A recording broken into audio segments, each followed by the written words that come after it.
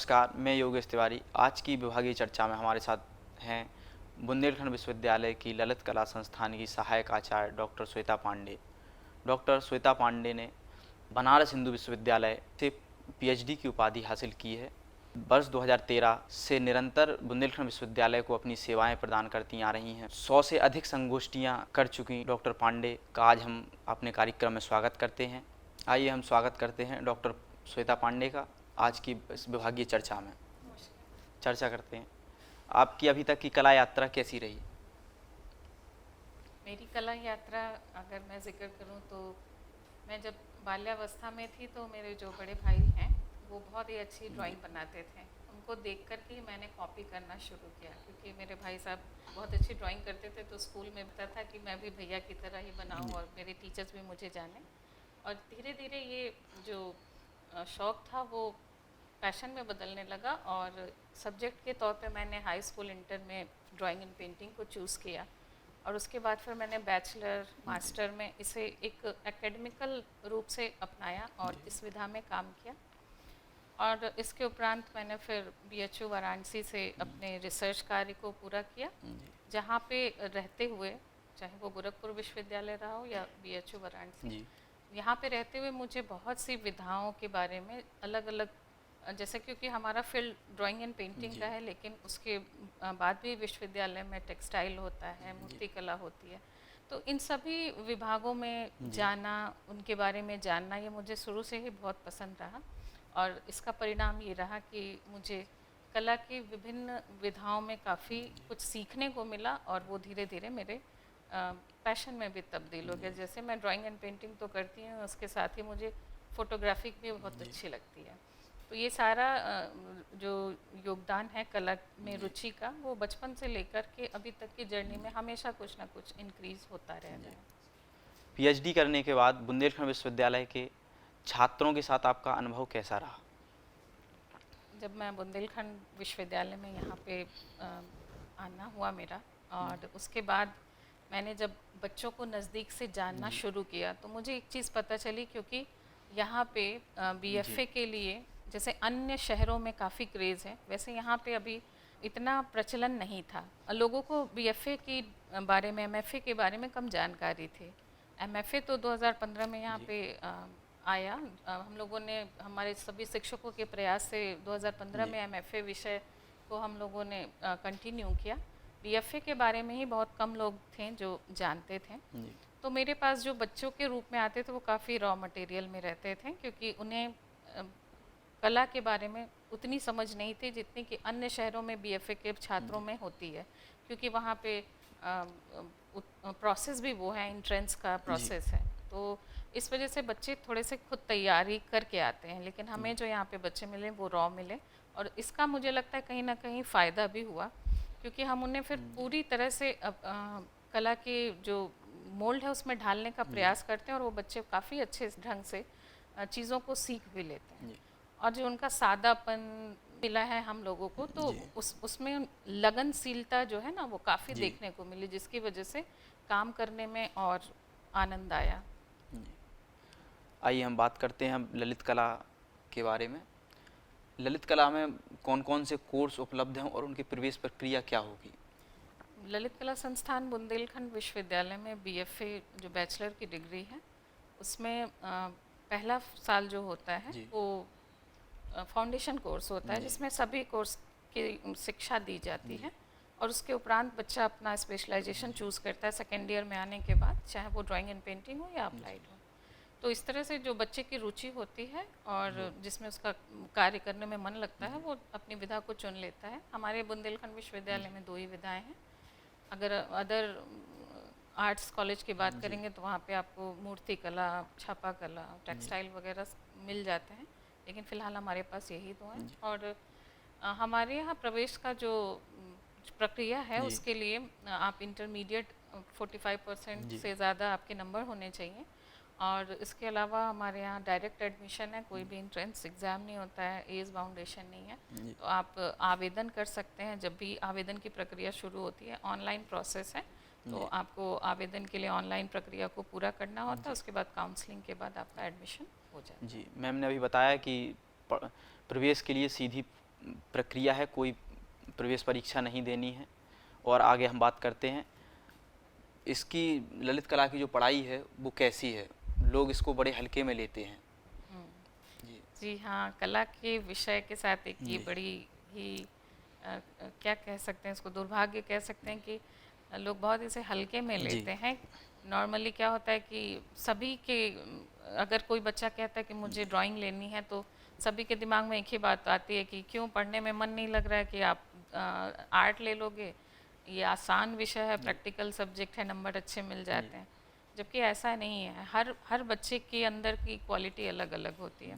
किसी को मैथ में ज़्यादा रुचि होती है, किसी को साइंस में होती है, किसी को लिटरेचर में होती है। उसी तरह से कला भी एक ऐसी विधा है जिसमें बच्चे की अपनी रुचि होती है, और अगर उस रुचि को हम सही समय पे पहचान लें, अच्छे से डेवलप कर लें, तो वो काफ़ी आपको सहायक करती है जी बिल्कुल। आपके कैरियर के रूप में अडॉप्ट करने के लिए। तो कला कहीं से भी हल्का विषय जी नहीं है, इसमें भी काफ़ी प्रैक्टिकल्स होते हैं, थ्योरेटिकल पार्ट्स होते हैं। इन सभी चीज़ों को अच्छे से हैंडल करना होता है, तब जा कर के एक अच्छे फाइन आर्ट्स के स्टूडेंट के रूप में आप निकल पाते हैं। तो जी ये विषय भी बहुत टफ है, बिना प्रैक्टिस किए, बिना पढ़े कुछ नहीं होने वाला है। जी। अब हम बात करते हैं ललित कला की पढ़ाई के बारे में। इसमें रोजगार और स्वरोजगार के क्या अवसर हैं? जी जी, ललित कला, जैसा कि अभी मैं सिर्फ बुंदेलखंड विश्वविद्यालय के बारे में बात करती हूँ, तो यहाँ पे दो विधाएं, applied and drawing and painting, आपके समक्ष हैं। जी तो इन दोनों ही विधाओं में अगर छात्र पूरे डेडिकेशन के साथ इन्वॉल्व हो तो जी अधिकतर बच्चों का पहला ऑप्शन होता है कि आर्ट टीचर बनने का। जी तो फिर उसके लिए आपके पास बहुत सारे ऑप्शन हैं, चाहे वो केंद्रीय विद्यालय हो, नवोदय विद्यालय जी हो, टीजीटी है, पीजीटी है, हायर एजुकेशन है। जी तो इन सभी प्रोसेस को अपनाने के लिए आपको एग्ज़ाम क्वालिफाई करना जी होता है, इंटरव्यू क्वालिफाई करना होता है। इस प्रोसेस को करने के बाद आप आर्ट टीचर की भूमिका में अपनी सेवाएं दे सकते हैं। इसके अलावा आर्ट डायरेक्शन है। आज तमाम बहुत सारे प्राइवेट सेक्टर हैं जहाँ पे आर्ट डायरेक्शन की भूमिका बहुत जी महत्वपूर्ण होती है। हर फील्ड को अपने आप को बेहतर प्रेजेंट करना होता है, और उसके लिए कौन उनका सहयोग करता है? हम हमारे जैसे इस जी विषय से बिल्कुल। जुड़े हुए लोग करते हैं। तो ये प्राइवेट सेक्टर में भी। इसके अलावा फ्री लाइन आर्टिस्ट हैं, जिसमें स्वतंत्र कलाकार के रूप में व्यक्ति अपने काम को पहचान देता है, और जो आज हम कहते हैं कि कला का बाज़ार है, अगर उसमें अच्छे से घुल मिल जाता है तो उसको काफ़ी अच्छा अर्निंग जी का मौका मिलता है अपनी कला के माध्यम से। तो ऐसे बहुत सारे, अगर मैं बात करूं कि हेयर स्टाइल से लेकर के हमारे जूतों की डिज़ाइन तक, हर हर जगह आपको जी अपॉर्चुनिटी मिलती है। बस ये है कि आपके अंदर काबिलियत कितनी है, आप कितना नया चीज़ जी दे सकते हैं। जी बिल्कुल। जैसा कि मैम ने बताया कि रोजगार और स्वरोजगार दोनों के अवसर, बहुत सारे अवसर हैं। ललित कला में विभाग में आने वाले छात्रों से आप कुछ संदेश देना चाहती हैं छात्रों को? जी हाँ, ललित कला संस्थान के जितने भी विद्यार्थी हैं उनके लिए मेरा एक संदेश ये है कि प्रैक्टिस को कभी भी छोड़े नहीं, हमेशा ड्राइंग की, स्केचिंग की प्रैक्टिस किया करें जी लगातार। कोई भी दिन ऐसा न जाने दें जिसमें उन्होंने 10-15 ड्राइंग न बनाई हो। अपने आसपास की जो घटनाएं हैं उन जी पे भी काफ़ी नज़र रखें, पढ़ते रहें, जी चीज़ों को जानने की कोशिश करें, ताकि आपकी कलाकृति के जी माध्यम से समाज में कुछ असर पड़े, और जो जी समाज का असर है वो आपकी कलाकृति जी में दिखना चाहिए। कभी भी कला जो है सिर्फ स्वयं के सुख के जी लिए नहीं होना चाहिए। स्वयं का सुख हमारा एक माध्यम है, जी बिल्कुल वो बहुत ज़रूरी है, लेकिन हमारे काम से समाज को क्या फ़ायदा मिल रहा है, जी समाज को क्या मैसेज मिल रहा है, जी इसका बहुत ध्यान रखें। अपने आसपास की हर गतिविधियों को, जी हर नई जो घटनाएं हैं उनको जानते रहें, और अपनी कला के माध्यम से उसको प्रदर्शित करते रहें। आपका बहुत बहुत धन्यवाद हमारे इस कार्यक्रम में आने के लिए। Thank you very much.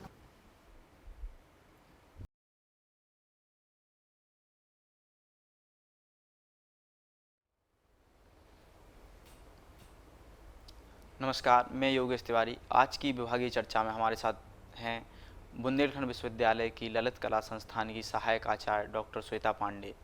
Doctor Shweta Pandey ने बनारस हिंदू विश्वविद्यालय से पीएचडी की उपाधि हासिल की है। वर्ष 2013 से निरंतर बुंदेलखंड विश्वविद्यालय को अपनी सेवाएं प्रदान करती आ रही हैं। 100 से अधिक संगोष्ठियां कर चुकी डॉक्टर पांडे का आज हम अपने कार्यक्रम में स्वागत करते हैं। आइए हम स्वागत करते हैं डॉक्टर श्वेता पांडे का आज की इस विभागीय चर्चा में। चर्चा करते हैं, आपकी अभी तक की कला यात्रा कैसी रही? मेरी कला यात्रा अगर मैं जिक्र करूं तो मैं जब बाल्यावस्था में थी तो मेरे जो बड़े भाई हैं वो बहुत ही अच्छी ड्राइंग बनाते थे। उनको देख कर के मैंने कॉपी करना शुरू किया, क्योंकि मेरे भाई साहब बहुत अच्छी ड्राइंग करते थे तो स्कूल में भी काफ़ी उनका नाम था। तो ये देख कर के मुझे भी थोड़ा सा लालच सा लगता था कि मैं भी भैया की तरह ही बनाऊं और मेरे टीचर्स भी मुझे जाने। और धीरे धीरे ये जो शौक़ था वो पैशन में बदलने लगा और सब्जेक्ट के तौर पे मैंने हाई स्कूल इंटर में ड्राइंग एंड पेंटिंग को चूज़ किया। और उसके बाद फिर मैंने बैचलर मास्टर में इसे एक एकेडमिकल रूप से अपनाया और इस विधा में काम किया। और इसके उपरांत मैंने फिर BHU वाराणसी से अपने रिसर्च कार्य को पूरा किया, जहाँ पे रहते हुए, चाहे वो गोरखपुर विश्वविद्यालय रहा हो या BHU वाराणसी, यहाँ पे रहते हुए मुझे बहुत सी विधाओं के बारे में अलग अलग, जैसे क्योंकि हमारा फील्ड ड्राइंग एंड पेंटिंग का है, लेकिन उसके बाद भी विश्वविद्यालय में टेक्सटाइल होता है, मूर्ति कला होती है, तो इन सभी विभागों में जाना, उनके बारे में जानना, ये मुझे शुरू से ही बहुत पसंद रहा। और इसका परिणाम ये रहा कि मुझे कला की विभिन्न विधाओं में काफ़ी कुछ सीखने को मिला और वो धीरे धीरे मेरे पैशन में भी तब्दील हो गया। जैसे मैं ड्राइंग एंड पेंटिंग तो करती हूँ, उसके साथ ही मुझे फोटोग्राफी भी बहुत अच्छी लगती है।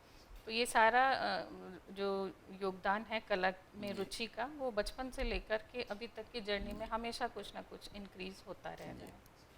PhD करने के बाद बुंदेलखंड विश्वविद्यालय के छात्रों के साथ आपका अनुभव कैसा रहा?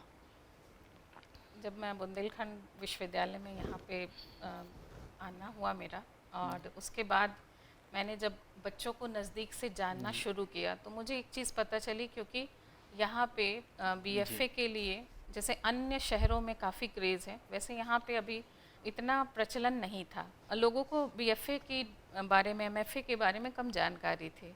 MFA तो 2015 में यहाँ पे आया। हम लोगों ने, हमारे सभी शिक्षकों के प्रयास से 2015 में MFA विषय को हम लोगों ने कंटिन्यू किया। BFA के बारे में ही बहुत कम लोग थे जो जानते थे। तो मेरे पास जो बच्चों के रूप में आते थे वो काफ़ी रॉ मटेरियल में रहते थे, क्योंकि उन्हें कला के बारे में उतनी समझ नहीं थी जितनी कि अन्य शहरों में BFA के छात्रों में होती है, क्योंकि वहाँ पे प्रोसेस भी वो है, एंट्रेंस का प्रोसेस है। तो इस वजह से बच्चे थोड़े से खुद तैयारी करके आते हैं, लेकिन हमें जो यहाँ पे बच्चे मिले वो रॉ मिले, और इसका मुझे लगता है कहीं ना कहीं फ़ायदा भी हुआ, क्योंकि हम उन्हें फिर पूरी तरह से कला के जो मोल्ड है उसमें ढालने का प्रयास करते हैं, और वो बच्चे काफ़ी अच्छे ढंग से चीज़ों को सीख भी लेते हैं। और जो उनका सादापन मिला है हम लोगों को, तो उसमें लगनशीलता जो है ना वो काफ़ी देखने को मिली, जिसकी वजह से काम करने में और आनंद आया।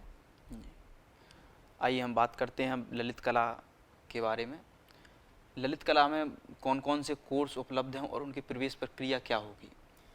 ललित कला संस्थान बुंदेलखंड विश्वविद्यालय में BFA जो बैचलर की डिग्री है, उसमें पहला साल जो होता है वो फाउंडेशन कोर्स होता है, जिसमें सभी कोर्स की शिक्षा दी जाती है, और उसके उपरांत बच्चा अपना स्पेशलाइजेशन चूज़ करता है सेकेंड ईयर में आने के बाद, चाहे वो ड्राइंग एंड पेंटिंग हो या अप्लाइड हो।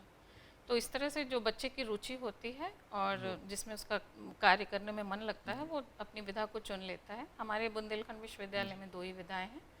अगर अदर आर्ट्स कॉलेज की बात करेंगे तो वहाँ पे आपको मूर्ति कला, छापा कला, टेक्सटाइल वगैरह मिल जाते हैं, लेकिन फ़िलहाल हमारे पास यही 2 हैं। और हमारे यहाँ प्रवेश का जो प्रक्रिया है उसके लिए आप इंटरमीडिएट 45% से ज़्यादा आपके नंबर होने चाहिए, और इसके अलावा हमारे यहाँ डायरेक्ट एडमिशन है, कोई भी एंट्रेंस एग्ज़ाम नहीं होता है, एज बाउंडेशन नहीं है। तो आप आवेदन कर सकते हैं, जब भी आवेदन की प्रक्रिया शुरू होती है, ऑनलाइन प्रोसेस है, तो आपको आवेदन के लिए ऑनलाइन प्रक्रिया को पूरा करना होता है, उसके बाद काउंसलिंग के बाद आपका एडमिशन हो जाता है। जी, मैम ने अभी बताया कि प्रवेश के लिए सीधी प्रक्रिया है, कोई प्रवेश परीक्षा नहीं देनी है।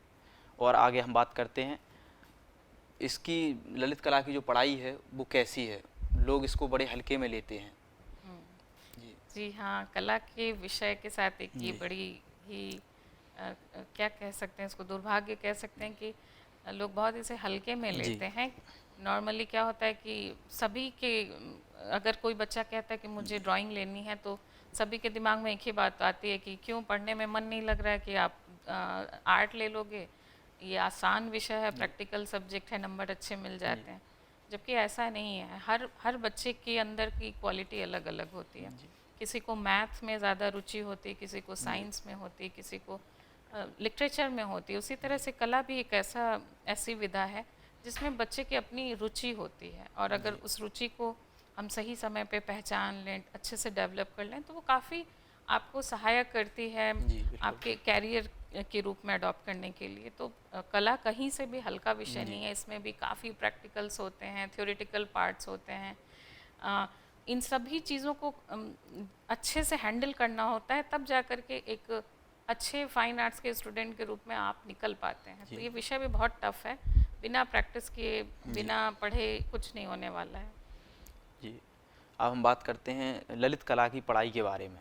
इसमें रोजगार और स्वरोजगार के क्या अवसर हैं? जी जी, ललित कला, जैसा कि अभी मैं आपसे बुंदेलखंड विश्वविद्यालय के बारे में बात करती हूँ, तो यहाँ पे 2 विधाएं, applied and drawing and painting, आपके समक्ष हैं। जी तो इन दोनों ही विधाओं में अगर छात्र पूरे डेडिकेशन के साथ इन्वॉल्व हो तो जी अधिकतर बच्चों का पहला ऑप्शन होता है कि आर्ट टीचर बनने का। जी तो फिर उसके लिए आपके पास बहुत सारे ऑप्शन हैं, चाहे वो केंद्रीय विद्यालय हो, नवोदय विद्यालय हो, टीजीटी है, पीजीटी है, हायर एजुकेशन है। तो इन सभी प्रोसेस को अपनाने के लिए आपको एग्ज़ाम क्वालिफाई करना होता है, इंटरव्यू क्वालिफाई करना होता है।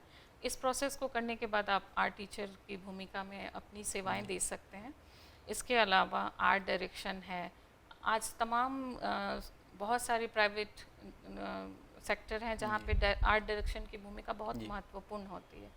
हर फील्ड को अपने आप को बेहतर प्रेजेंट करना होता है, और उसके लिए कौन उनका सहयोग करता है? हमारे जैसे इस जी विषय से बिल्कुल। जुड़े हुए लोग करते हैं।